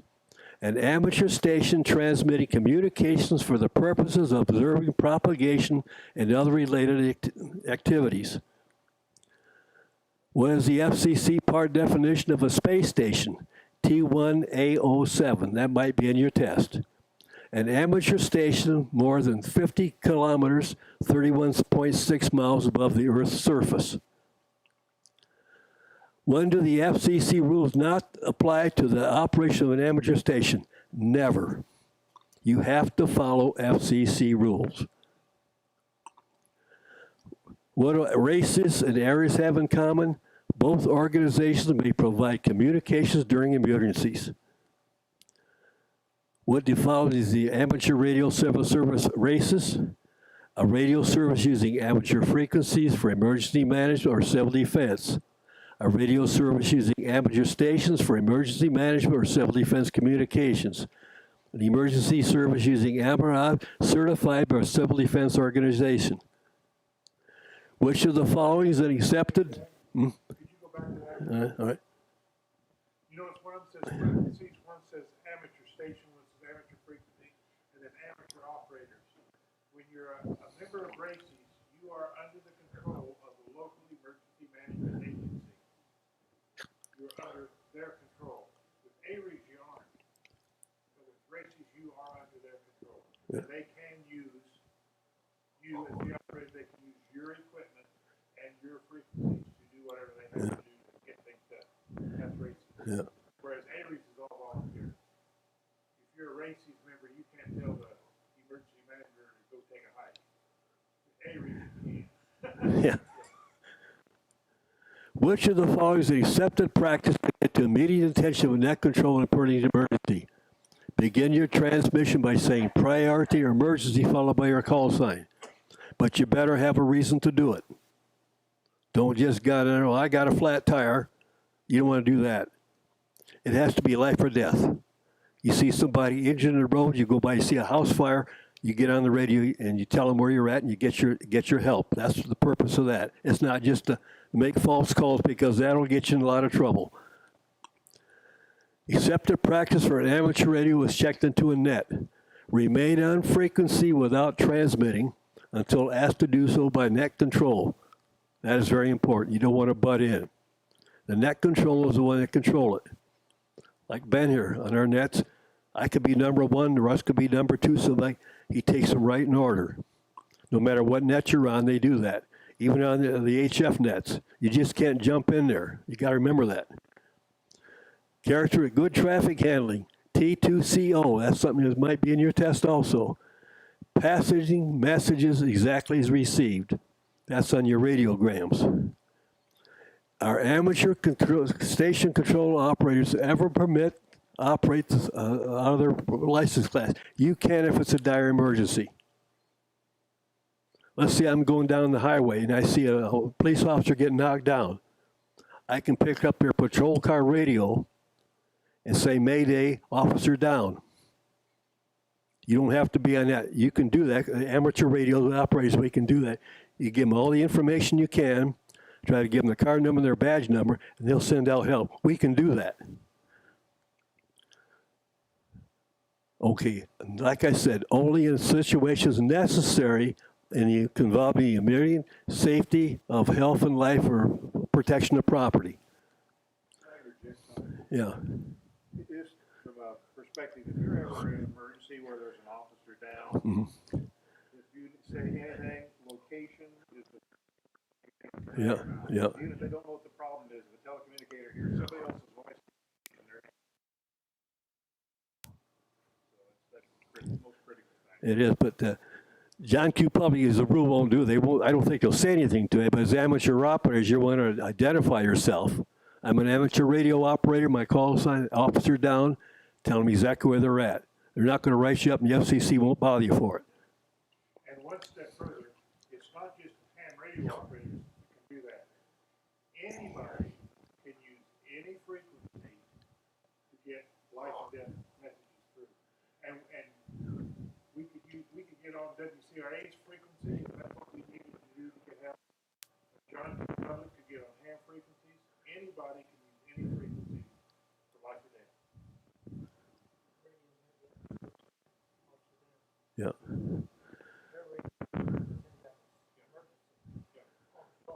Yeah.